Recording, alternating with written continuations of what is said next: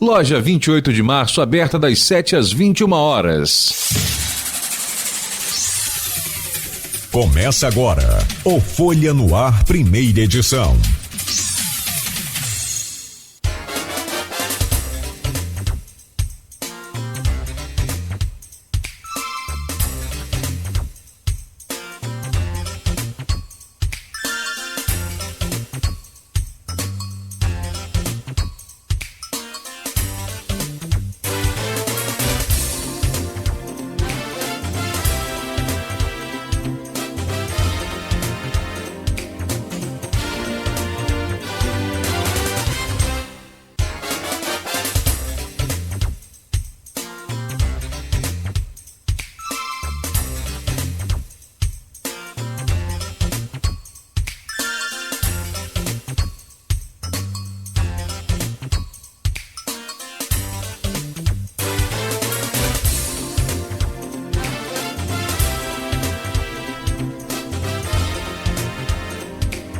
Quarta-feira, 12 de outubro de 2022. Começa agora pela Folha FM, ao vivo, mais um Folha no Ar. Aqui pela 98,3, emissora do grupo Folha da Manhã de Comunicação, com a transmissão ao vivo também pelo Face e pelo YouTube hoje. Também daqui a pouco no Instagram. Logo mais em podcast, ainda hoje tem reprise deste programa na Plena TV. Uma ótima quarta-feira a todos, né? Muito bom dia. Hoje é feriado nacional, dia de Nossa Senhora Aparecida, padroeira do Brasil, e o país que quem é católico e quem é devoto de Nossa Senhora, assim como eu, em festa hoje.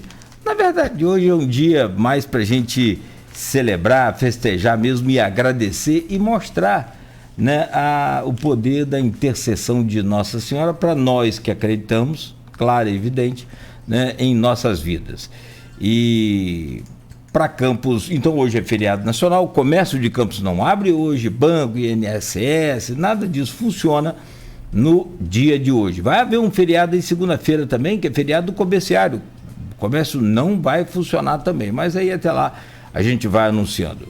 Para hoje, a previsão do tempo, segundo o Instituto Nacional de Meteorologia, traz tempo claro, com possibilidade de ficar parcialmente nublado no decorrer do período, mas se aparecer alguma nuvem, porque neste momento tem muito sol e calor já começando aí esta manhã de quarta-feira na primavera brasileira. Estamos com 23 graus agora aqui no centro de Campos, a máxima é de 32, a mínima é de 21 e não tem nenhuma pipa no céu, como dizem as crianças, quanto mais nuvens. Vamos às informações de hoje no programa, com o Arnaldo Neto na bancada. Vamos trazer aqui um painel das eleições 2022 e um quadro geral da situação neste momento no país e na região, também o pós-eleição aqui para a nossa região principalmente. No oferecimento de Proteus, serviços de saúde e medicina ocupacional, qualidade certificada ISO 9001-2015, Unimed Campos, cuidar de você. Esse é o plano. Laboratórios Plínio Bacelar e Plínio Bacelar Vacina, com apoio de Green Energia Solar.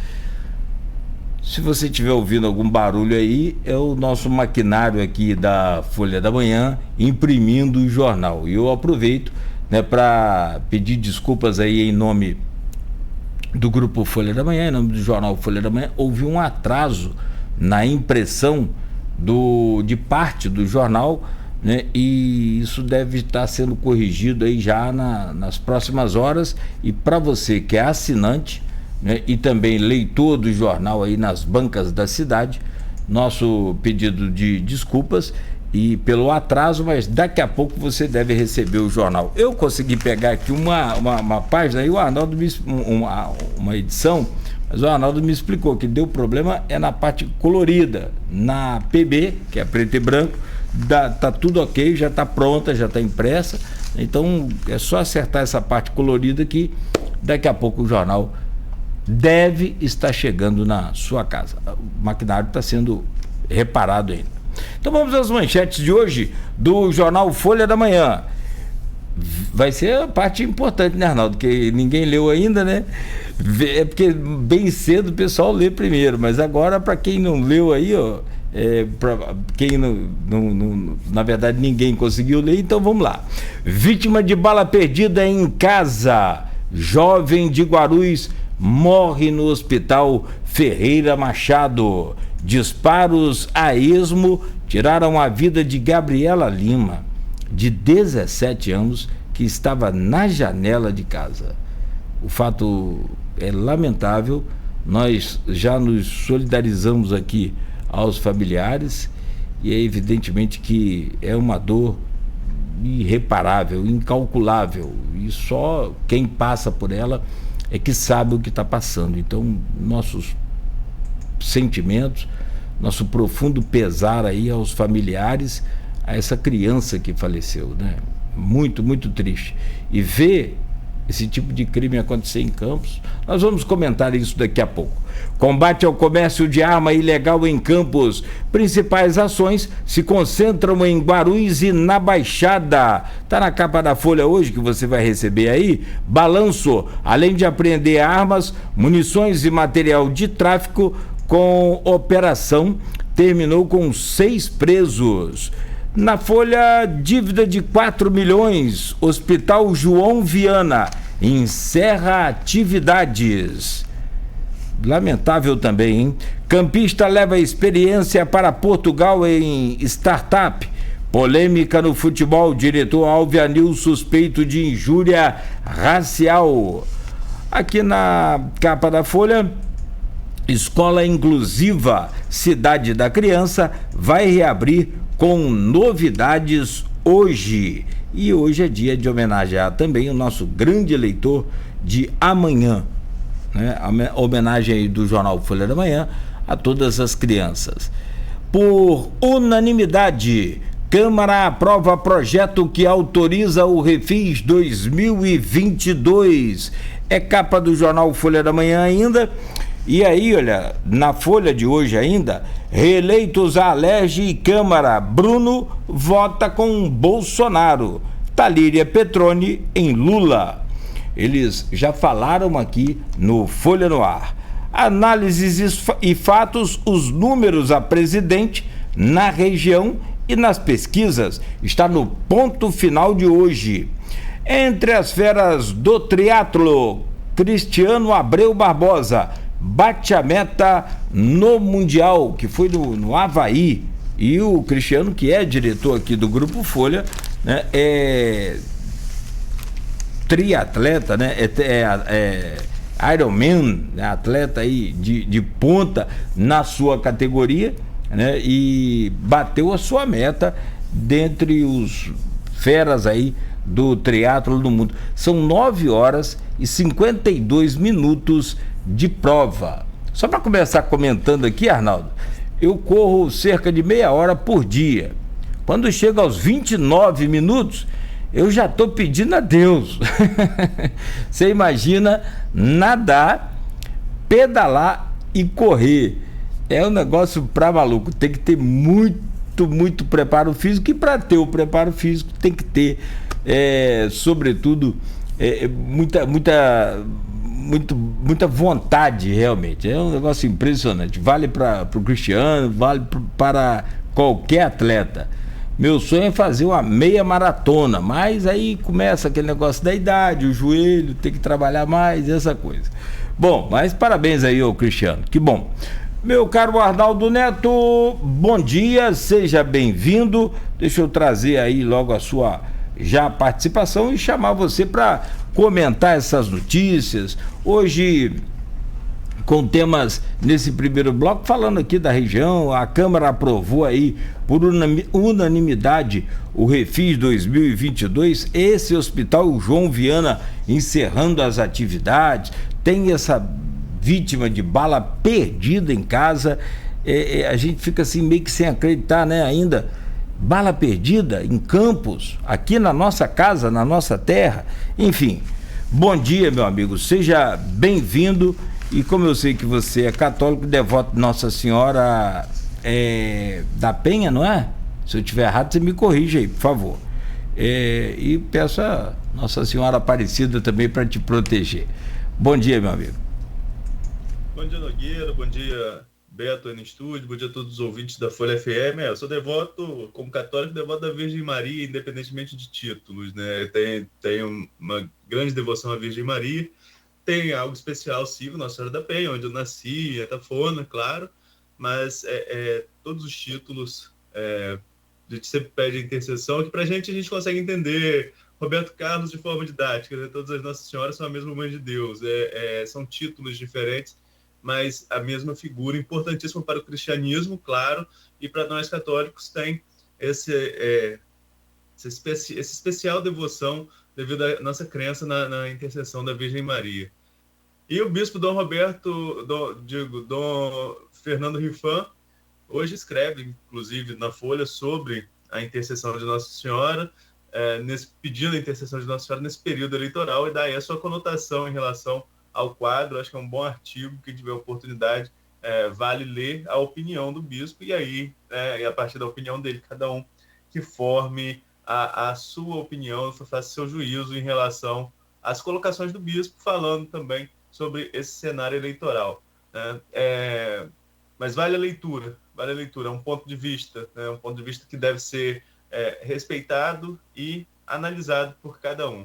Mas, Nogueira, vamos nós ao noticiário, né? Nós temos, como você colocou, ontem era um jornal que, no caso, o jornal que saiu hoje, né? Era um jornal que dava para fazer várias manchetes, e tem várias manchetes, né? Você tem, infelizmente, uma manchete de violência, que é essa relacionada ao crime em Guarulhos, esse crime de bala perdida, que teve uma repercussão menor do que eu imaginei que teria, né? Esse crime aconteceu no domingo. É uma área de violência na cidade, violência conflagrada, uma área que, pelas informações que recebemos e em off, né, sem poder publicar, acreditando a ninguém, é uma área onde há conflito de facções criminosas. É uma área de conflito da cidade. E o que teria acontecido? Teria acontecido que criminosos passaram atirando a esmo, né, disparando como se fosse brincadeira, né, você atirar a esmo. E essa menina de 17 anos, que deixa uma outra criança de 3 anos, né, segundo a apuração da Folha, e essa menina foi num ato que é natural nosso, infelizmente perigoso, mas natural, foi olhar na janela. E aí acabou sendo atingida por uma bala perdida, mais uma morte que entra aí nos índices da violência em Campos. É lamentável que nós tenhamos que falar que existe a área de conflito em Campos, né? Aqui, diferentemente das favelas no Rio, por exemplo, não tem aquela divisão natural que os morros fazem, né? Que ali um morro de uma determinada facção criminosa, de uma determinada facção criminosa, é ótimo, né? Porque a gente se acostumou com isso, né? A área que é do crime, a área que é do tráfico, a área que é da milícia, o que está totalmente errado, mas a gente acabou se habituando a falar sobre isso, a conversar sobre isso de uma forma natural. Então você tem aí, no Rio de Janeiro, as delimitações de áreas, né? A zona X pertence a uma determinada facção criminosa ou a milícia, a zona Y a outra, o morro tal é de fulano, o morro Y lá também é de ciclano, e por aí vai. Aqui em Campos nós estamos numa planície. Parece que divide é uma rua, entendeu? De um lado é de uma facção e o que do outro lado é outra facção. E isso gera um certo conflito nessas áreas, sobretudo em Guarulhos, e tivemos esse caso de violência, infelizmente, né? É lamentável, como você mesmo colocou, uma menina de 17 anos, uma criança de 17 anos, e que deixou outra criança de 3 anos órfã, e aí a gente tem que noticiar isso em Campos, é realmente lamentável. Outra manchete, logo do lado, operação em Campos para coibir venda de arma ilegal, né? Nós tivemos recentemente fizemos uma matéria recentemente sobre o aumento da venda de armas em campos, da arma legalizada, com essas medidas adotadas, sobretudo no governo Bolsonaro, de flexibilização para compra de colecionadores, para tiro esportivo, e isso, como houve uma flexibilização, houve também um aumento da demanda, e onde a demanda tem que ter oferta, cresceu também o comércio. São Fidélis abriu loja, foi matéria até no Globo, nota do Anselmo Góes falando sobre a abertura de São Fidélis. Em Campos também teve loja que abriu em relação a essa questão de armas. Esse é o comércio legal, comércio legalizado. O que a polícia ontem foi atrás? Do comércio ilegal de armas. E não quer dizer, a matéria da Folha explica isso, que a delegada Natália Patrão coloca, que não quer dizer que esse mercado ilegal esteja diretamente ligado ao tráfico.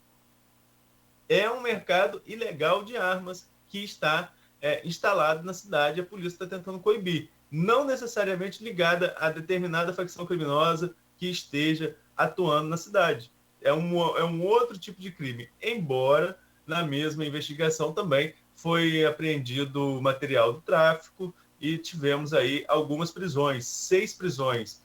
Foram 6 mandados de prisão expedidos, tinha mandado de prisão, inclusive, contra preso, que foi cumprido dentro do presídio Carlos Tinoco da Fonseca, mas também tivemos prisões em flagrante. Então,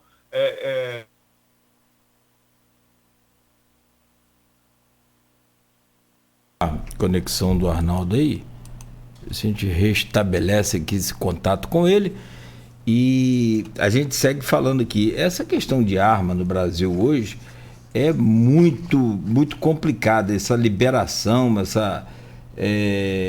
não para a esma, a moda Bangu não, é para os colecionadores, não é porte de arma, é posse, é porte para somente quem tem uma função, no caso aí, qualquer pessoa pode comprar arma, aumentou muito o número de armas, mas existe a lei ainda é rigorosa para se ter acesso a uma arma, mas não tão rigorosa quanto era antes, que não era proibido ter a arma de forma legal, mas era quase impossível você conseguir. Estabelecido aí o contato, Arnaldo? Vamos lá. Você falava você falava então da operação. Isso, não sei até que ponto travou, mas eu falava que a operação, ela deixou claro também que não quer dizer que está relacionada direto a alguma facção criminosa, mas há sim interferência de facções criminosas, porque material de tráfico também foi apreendido. Se não tivesse interferência, não teria material de tráfico apreendido, assim como não teria mandado de prisão cumprido dentro do próprio presídio. Se a pessoa está presa, algum crime ela já cometeu, e então, se teve mandado de prisão lá dentro, envolvendo arma, então tem ligação sim com alguma questão do tráfico ou de qualquer outra, de outra criminalidade na cidade. Como você pontuava aí, Nogueira, e eu como pontuava no começo, existe o mercado formal, que você tem que ter autorização, que você tem loja, e existe o mercado informal, que é esse que a polícia está ficando atenta aí, buscando informações nessas operações. Nogueira? E aí, Arnaldo, eu comentava aqui sobre essa polêmica, inclusive aqui em Campos, o Roberto Uchoa tem um trabalho muito bem feito sobre isso, é destaque aí já na imprensa nacional, tem tido participações em várias emissoras pelo país afora, e lançou o livro Armas Pra Quê, né? E é muito questionável essa questão dessa flexibilização, o acesso de armas no Brasil. Isso, cara, é uma questão assim que os estudiosos precisam responder. Emitindo uma opinião, acho que a gente não tem necessidade dessas armas nesse país e principalmente neste momento. Que proteção é essa que essas armas vão dar a gente? É muito rasa essa desculpa de que com a arma você está protegido. Como assim com a arma você está protegido? O Estado falha na segurança pública, ponto. né? Certo. O Estado é falho, é obrigação do Estado, mas como diz o próprio lema da polícia, obrigação do Estado, dever de todos. Mas, enfim, o Estado falha e eu vejo que uma política pública de liberação ao acesso das armas, de maior circulação de armas, é meio que jogar a responsabilidade para o cidadão. Aí, ó, você pode ter a sua e você se defender, e não é bem assim, né? O manuseio de arma precisa de treinamento, como tem que ter para liberação, tem que ter a estabilidade emocional, porque senão qualquer briga de trânsito, acho que trânsito é o pior lugar do mundo, todo mundo se irrita no trânsito, né? Qualquer briga de trânsito pode acabar em um ato de violência, porque os nervos estão exaltados, enfim.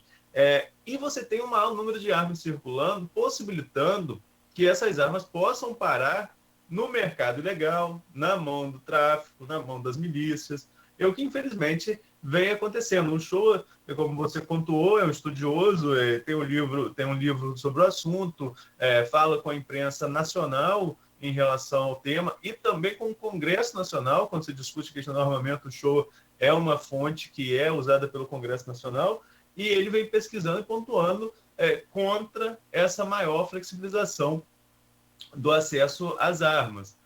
Tem pessoas que pensam de forma divergente, que acham que realmente deve-se abrir ainda mais a comercialização das armas no país. Isso aí é questão de opinião, e aí cada um traz seu tipo de argumento e a discussão pode ser salutar, né? Mas concordo com você que não tem necessidade. A necessidade seria maior investimento na segurança pública, seria maior investimento em políticas públicas que possibilitassem a todos o acesso a serviços que não precisassem de apoio do tráfico, que normalmente o tráfico entra onde o Estado falta. Se não tem atendimento médico, o Estado não consegue oferecer o atendimento médico. O que o traficante faz? Abre uma consulta lá particular para a população daquele reduto dele. Pronto. Ele já consegue a simpatia da comunidade porque ele está levando um serviço que o Estado não leva. Hoje, Dia das Crianças, favelas afora pelo país. O tráfico vai fazer as festinhas lá para o Dia das Crianças, porque o Estado não faz isso. E aí ele faz esse momento de confraternização com as crianças. Não estou falando só de Campos, não, né, Nogueira? Estou falando isso no contexto nacional.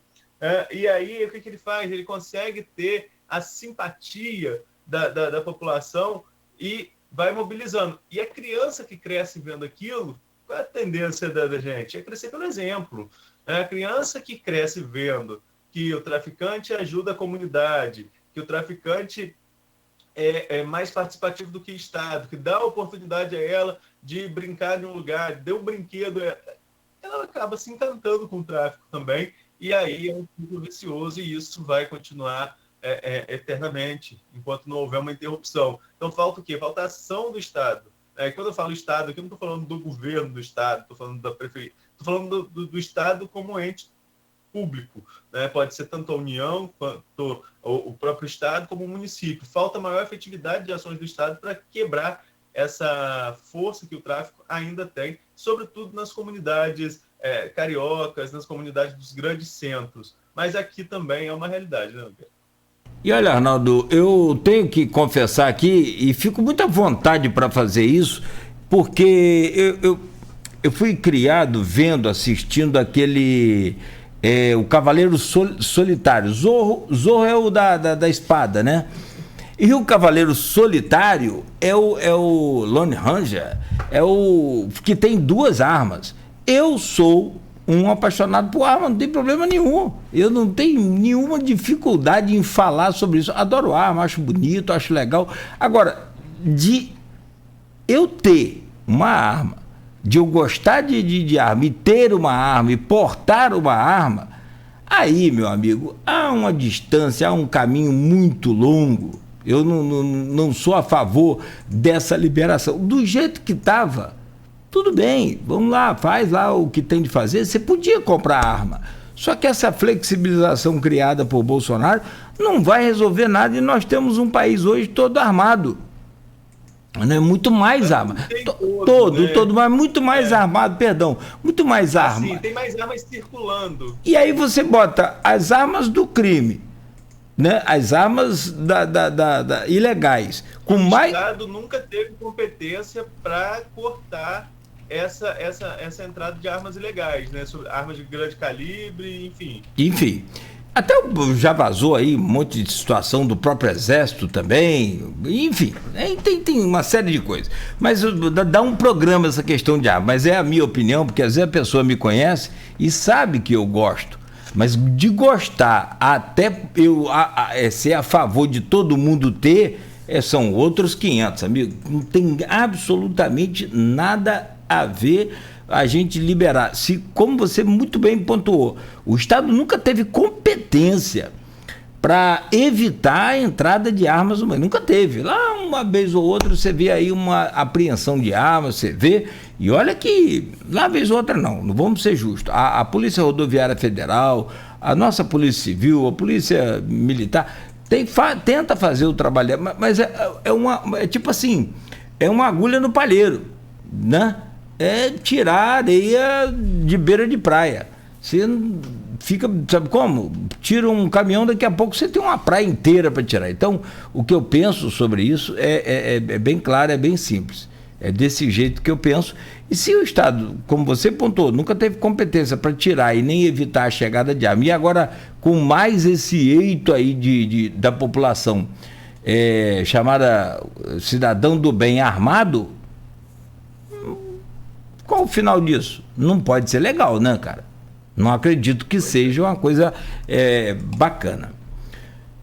Mas é preciso, sim, a gente discutir, debater, trocar ideias para que a gente possa entender aí aonde é que a gente quer chegar com todas as políticas que estão e que já foram feitas e que estão sendo feitas. Arnaldo, a notícia triste também aqui na capa da Folha da Manhã é o Hospital João Viana, né, rapaz? Encerrando as atividades e uma dívida de 4 milhões de reais. A situação do João Viana, Nogueira, seria a situação da Santa Casa, da Beneficência, dos plantadores de cana, mas qual que a gente tem aqui dessa rede contratada da Prefeitura? Tem mais um. Você falou Santa Casa, Beneficência, plantadores, Álvaro Alvim, Hospital Escolar Alvim. Seria a situação desses 4 grandes e importantes hospitais se não houvesse o contrato com a Prefeitura que complementa o valor. A tabela SUS está totalmente defasada, ninguém tem dúvida disso. E aí é o que me revolta nessa campanha presidencial. Nós estamos numa discussão sobre costumes, nós estamos discutindo armas, nós estamos discutindo quem foi o pai da esmola, como falou aqui o Ricardo André Vasconcelos na participação dele nesse período eleitoral, né, meu amigo jornalista Ricardo André. Nós estamos discutindo vários temas que são muito mais para fomentar a discussão entre os eleitores, manter esse clima de polarização, do que temas que são de interesse da população, como a candidata Simone Tebet levantou em relação à tabela SUS. Ela chegou a falar em aumento de 100% da tabela SUS. A tabela SUS não tem reajuste há muito, muito tempo. E então, o que acontece? Quanto que o SUS pagava ao João Viana para manter um paciente psiquiátrico? Não dava para pagar a alimentação dele. Quanto mais, nem chegava a pagar a alimentação. Quanto mais você pagar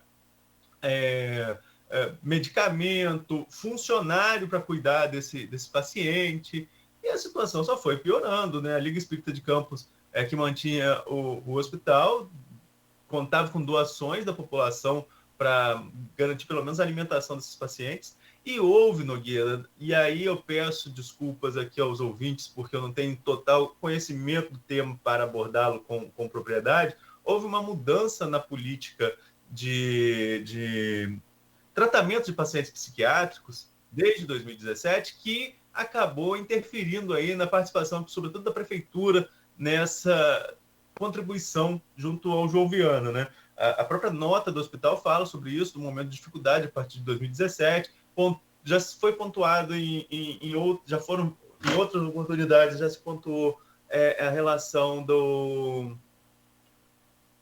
de gastos que aumentaram em 2017 e porque teve essa interrupção em relação ao poder público municipal participando, e com isso a bola de neve só foi aumentando. chegando ao fato insustentável que foi agora de encerrar as atividades. É lamentável que isso venha a acontecer.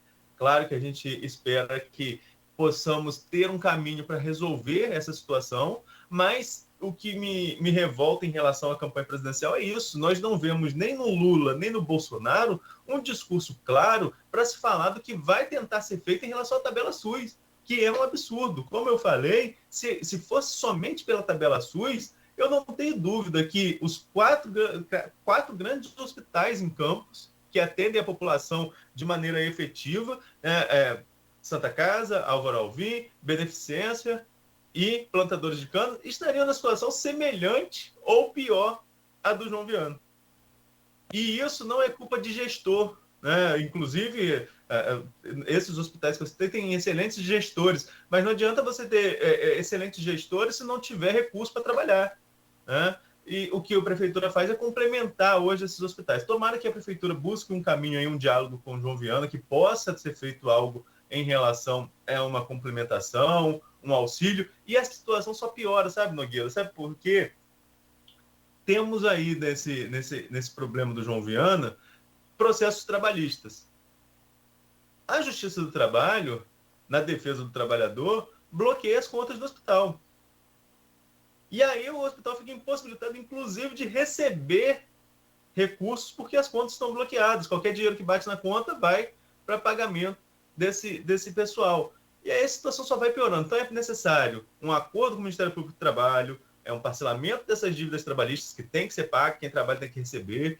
Então, assim, tem que ser feito um acordo, um parcelamento disso, buscar uma saída junto ao município, ao governo do estado, acionar o governo federal, e nós, enquanto eleitores, em um pleito polarizado como esse, nós temos que ficar atentos que estamos vendo um hospital fechando em Campos, que prestou serviço aí há mais de 70 anos, o hospital fechando porque a tabela SUS está totalmente defasada. E nós não vemos nos dois candidatos a presidente da República, que são líderes nas pesquisas desde o ano passado, nenhuma proposta clara em relação a reajuste da tabela SUS. Será que nós vamos ficar aqui nesse clima de torcida? O Brasil merece isso? Hoje é dia da padroeira do Brasil, é bom para a gente refletir em relação a isso.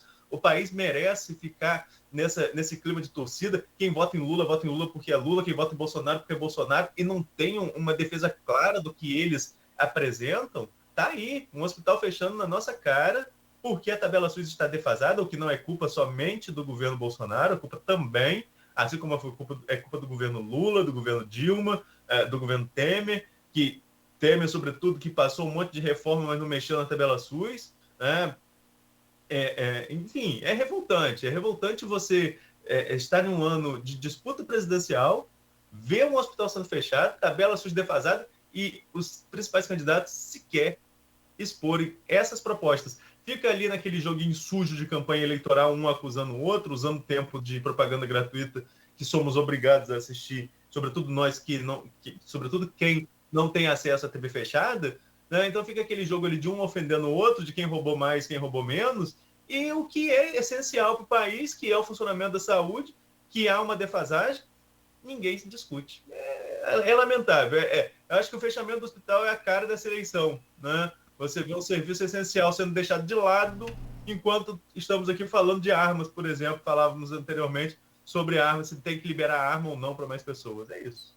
É coisa para a gente fazer que uma semana de programa, só esse tema. Você falou muito bem a questão do SUS, e eu tenho uma visão muito prática sobre isso, pragmática. A população não cobra, o candidato não fala, Arnaldo.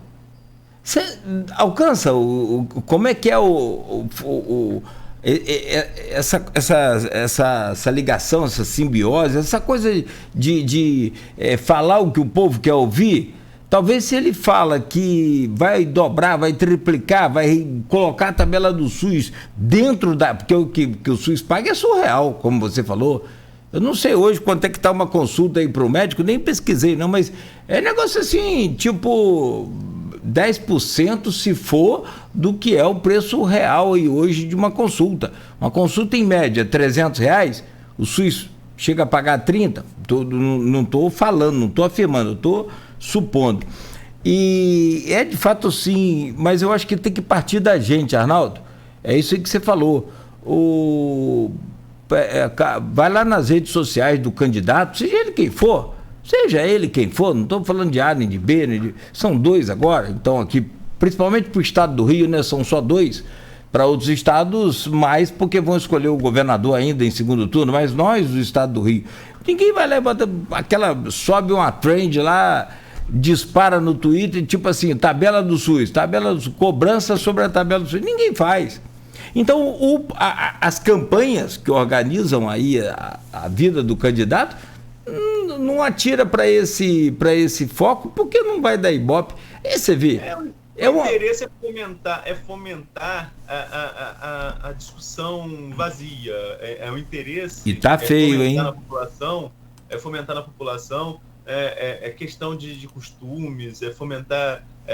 Nós estamos discutindo, nas redes sociais estão discutindo banheiro unissex. Brincadeira. Qual programa de governo que tem banheiro unissex? Nenhum nem outro. Não é possível. É fake, Né? Você está discutindo essas coisas assim, é totalmente surreal. Enquanto não se discute, como nós estamos falando, reajuste da tabela SUS. Nenhum candidato discute isso. Nenhum candidato discute claramente qual é o seu programa, por exemplo, de habitação para o país.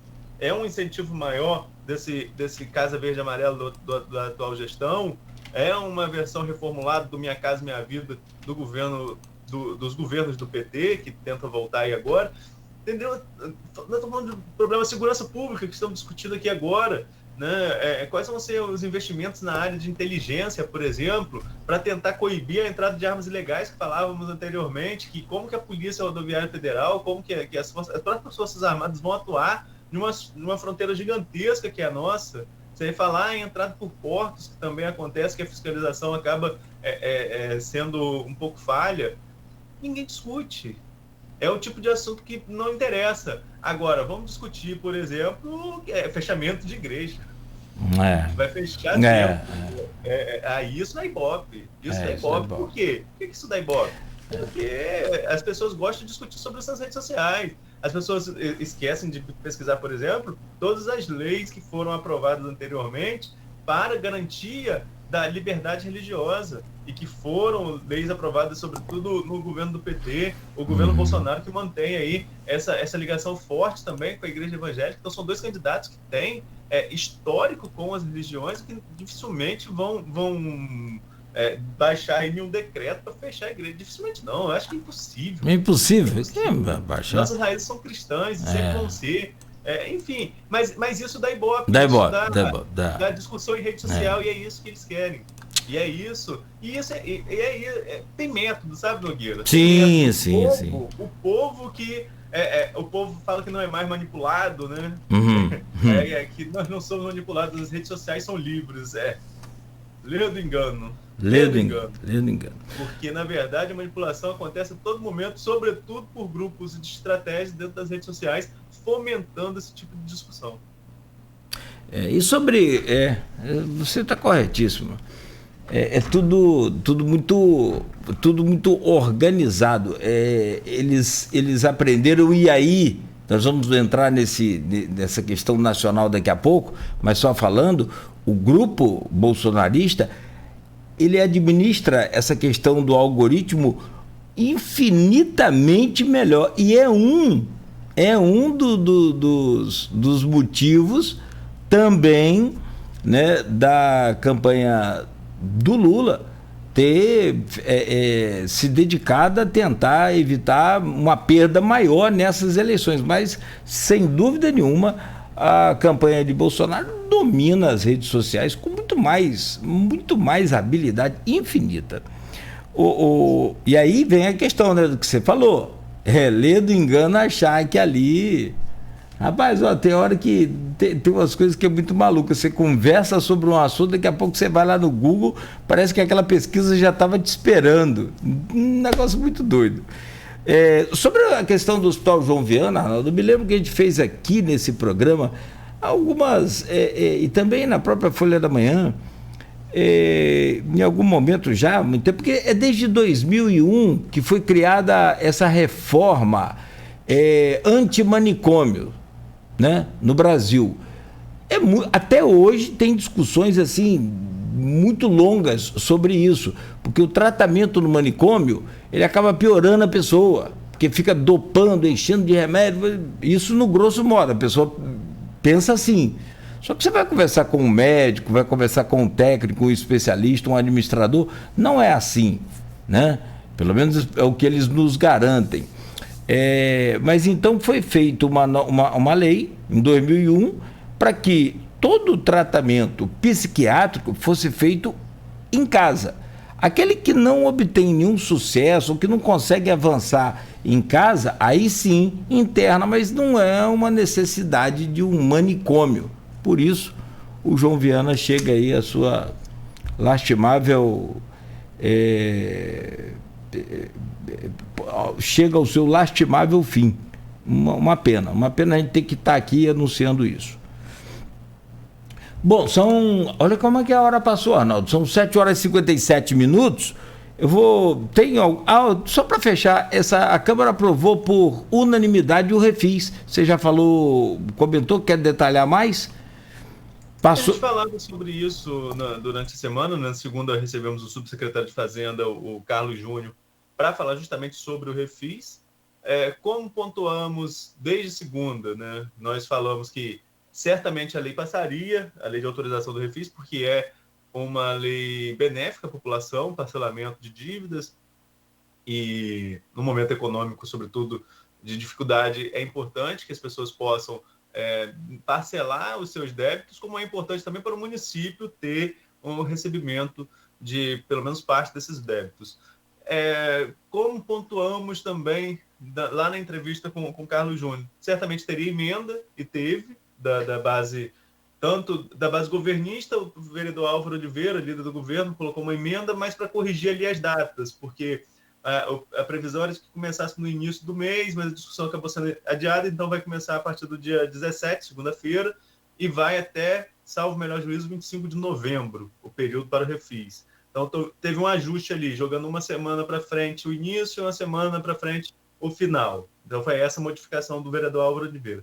E a bancada de oposição propôs ali um maior período de parcelamento. Era até 24 vezes pela proposta da prefeitura, e a oposição colocou o parcelamento em até 36 vezes, chegando a 36 vezes com 50% de descontos em juros e multas. Então, assim, facilitando, ampliando aí a possibilidade de parcelamento. É claro que o que foi aprovado pela Câmara precisa ainda ser sancionado. Não acredito que o governo vete essa alteração, porque senão teria que reiniciar a discussão, voltaria o veto, aí teria votação de veto, derrubada ou não de veto, enfim.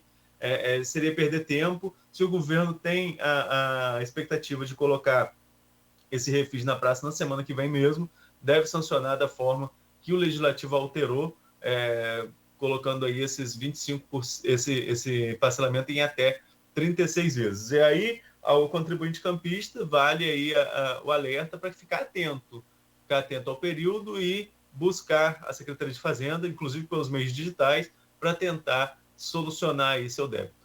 Aquele velho caso. A gente já sabe que eu não tenho bola de cristal, nem vou afirmar isso, mas que vai ter prorrogamento, tem 99,9% de chance de ter. Aquela história, se bem que 25 de novembro, né? Ainda tem mais uma semaninha ainda, porque me parece que não pode ser para o ano que vem. Não pode aderir ao ano que vem, né? Tem um prazo anual também aí, enfim. Mas está explicado. Vamos fazer um intervalo? Dentro de instantes a gente volta e aí a gente vai para o cenário nacional também para comentar um pouco sobre as eleições 2022, com essas campanhas aí que eu jamais imaginei. Rapaz, essas campanhas estão muito pesadas, hein?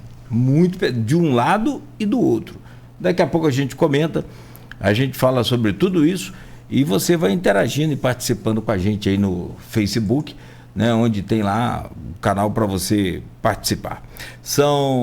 Tá todo mundo lá? Tá cheio. Beleza, então são 8 horas, 1 minuto em Campos, no oferecimento de Proteus, serviços de saúde e medicina ocupacional com a qualidade certificada ISO 9001-2015.